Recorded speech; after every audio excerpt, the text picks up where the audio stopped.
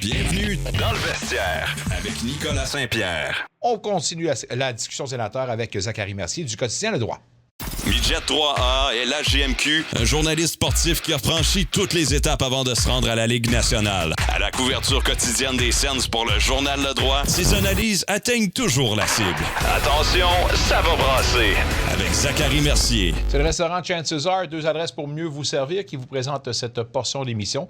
C'est sur le chemin Montréal et sur l'avenue Woodruff. On passe la parole à Zachary Mercier, qui a certainement beaucoup de choses à dire sur la situation. James Reimer, premier point de presse, signature un peu à la dépêche comme ça. Comment tu vois la venue du vétéran dans l'uniforme des sénateurs?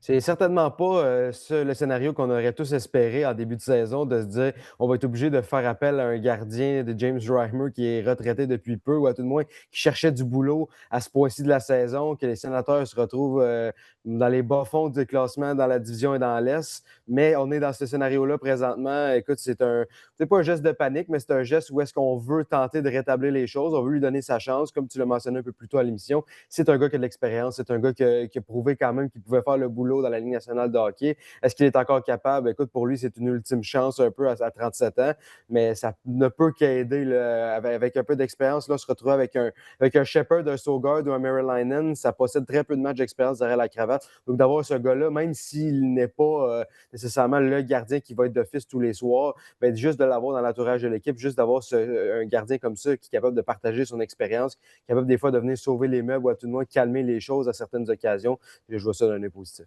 Tu le joues demain ou tu le joues mercredi?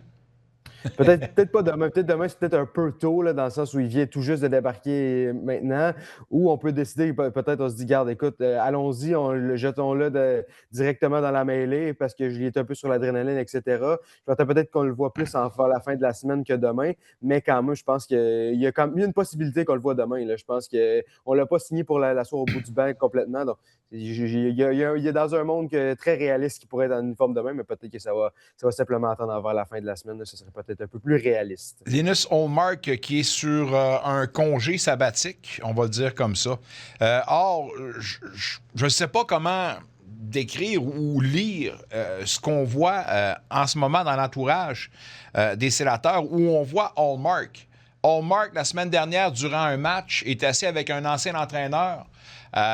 Puis ça a fait la manchette. Aujourd'hui, encore une fois, je l'ai vu après l'entraînement en train d'essayer de l'équipement, donc demeure dans le cercle de l'équipe, alors qu'il n'est même pas sur la liste des joueurs actifs. Je ne sais pas comment tu lis ça, mais trouves-tu ça bizarre?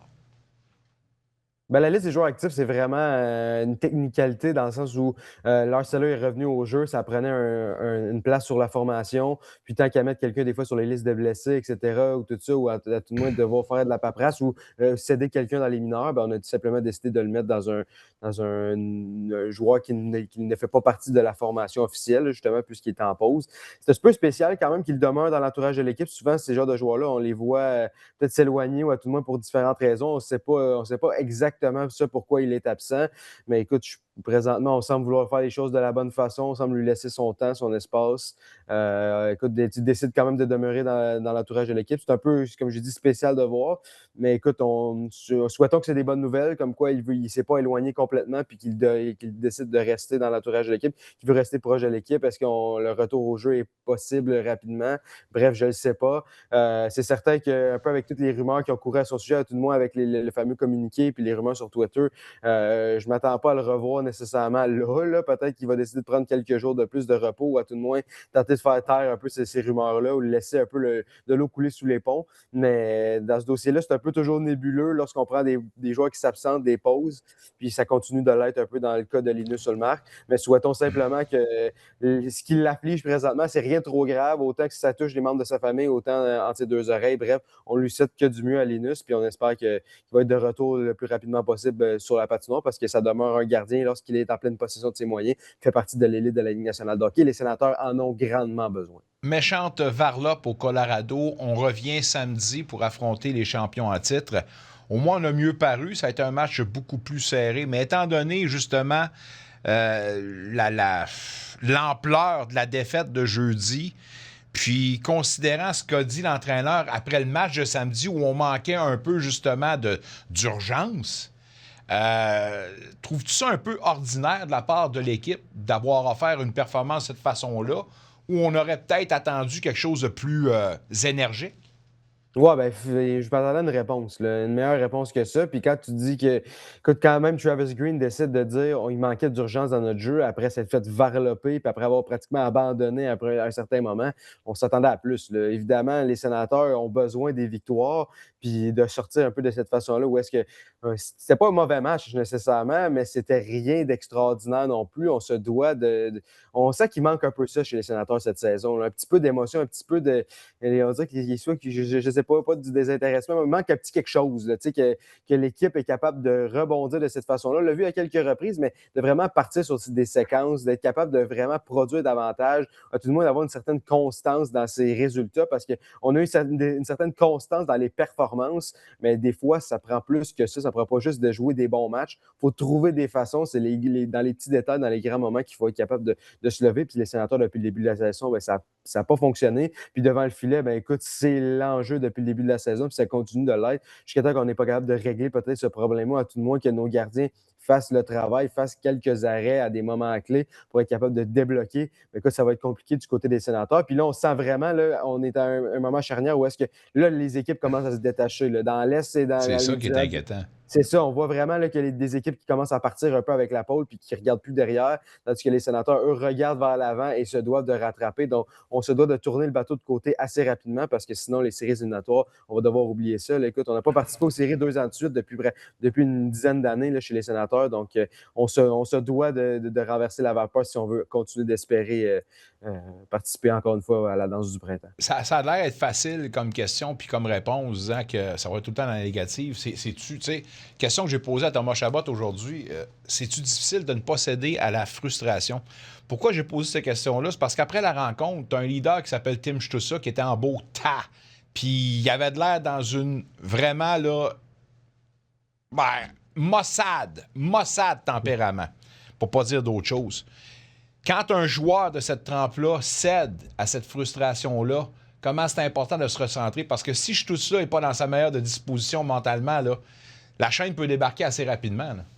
Ben, c'est correct d'être frustré, c'est correct de l'être, c'est correct justement de vouloir changer les choses, de vouloir faire les choses de la bonne façon puis de renverser la vapeur, mais ça ne doit pas justement être de l'autre côté où est-ce que dès qu'il y a un petit quelque chose qui arrive, là, justement, on le voit dans le langage corporel de certains joueurs. Des fois, on l'a vu dans les premières années de Tim Stutzla, quand les choses n'allaient pas bien, aussitôt qu'il ratait une occasion, un coup de bâton dans la bande, quelque chose, le découragement, c'est contagieux aussi, là, l'énergie négative. Lorsqu'un de tes meilleurs joueurs fait des petits gestes comme ça, mais écoute, ça se transmet, la frustration aussi. On se doit d'être frustré, c'est évident. Écoute, il faut répondre de cette façon-là. Puis comme Thomas Chabot l'a si bien expliqué, ça peut peut-être faire du bien un peu une journée de congé pour être capable de se recentrer.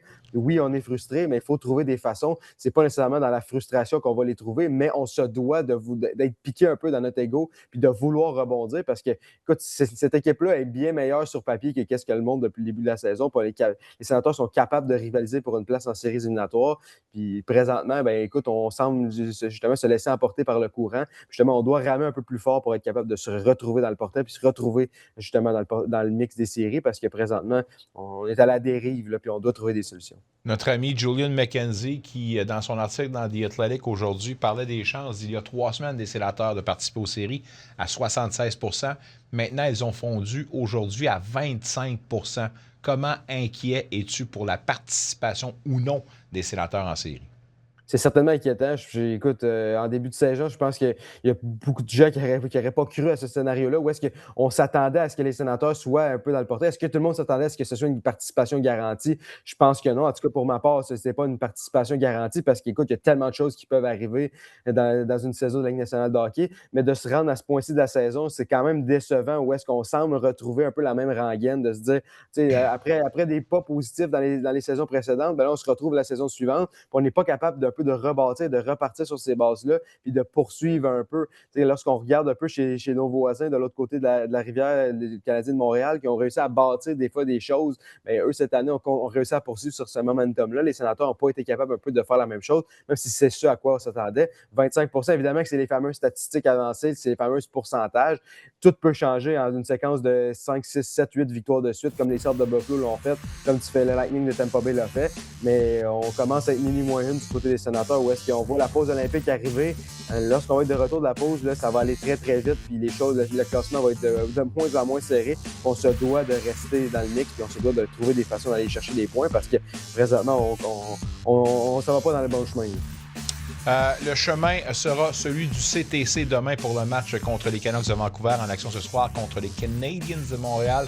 Ça prend une victoire et une grosse performance, rien de moins. On s'en reparlera lors de notre prochain rendez-vous mercredi, mon cher ami. Sinon, on invite les gens à te lire dans le droit. Salut mon chum, à mercredi. Salut, bonne fête soirée. Un retour sportif 100% local dans le vestiaire avec Nicolas Saint-Pierre.